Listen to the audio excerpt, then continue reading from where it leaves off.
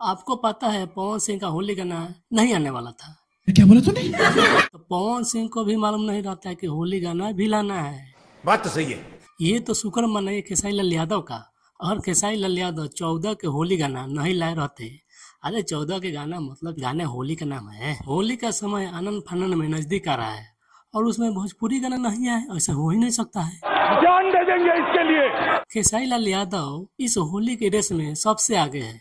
होली के रंग जैसा दे दनादन अपना होली गाना फेंक रहे हैं यूट्यूब पर। उसमें से कुछ गाना कमाल कर रहा है तो कुछ गाना कमाल करने का सोच रहा है।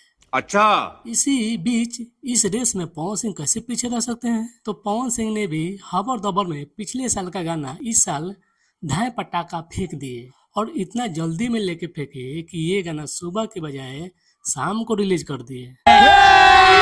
हम कुछ गलत बोल दिए क्या भाई? ना ना ना, हम गलत नहीं है। ये गाना ही पिछले साल का शूट किया हुआ है। वो पवन सिंह है भाई, पिछले साल मूड नहीं बना, अब जाके इस साल मूड बनाए हैं, फिर गाना रिलीज किए हैं। तू बड़ा दिखता है लेकिन है एकदम होशियार हो। इस गाने में हीरोइन काम के आस्था सिंह जो पवन सिंह को छोड़कर दूसरे से शादी कर ली, मतलब अपने शादी में नहीं बुलाई। भले आस्था सिंह किसी और से शादी की मगर होली पवन सिंह के साथ ही खेली है। इस गाने में कुछ अच्छा भी सोचा करो यार। वो पवन सिंह है, मूड बनेगा उनका तो अभी होली ही खेले हैं। पवन सिंह वो भी खेल सकते हैं। क्या बोला तूने? अरे गजब की सोच रहे हो भाई। मैं नहीं मानता।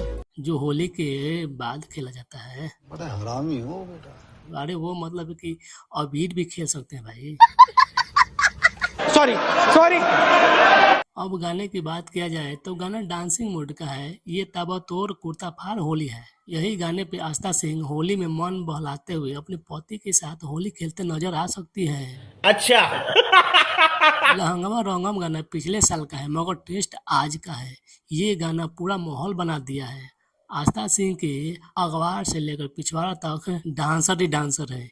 ये बड़े बड़े फुचकारी लेकर पवन सिंह कुछ कहना चाहते हैं। पवन सिंह को अब समझना चाहिए कि आस्था सिंह के घर में भी फुचकारी आ गया है। यही नहीं, अभी और सुनिए। खरीद कर होली खेले खातिर पैसे की कमी थोड़े हैं। चलिए आप लोग गाना सुनिए और वीडियो कैसा लगा कमेंट में बताइएगा। चैनल को सब्सक्राइब जरूर कीजिएगा। मिलते हैं अगले वीडियो में, तब तक के लिए नमस्कार।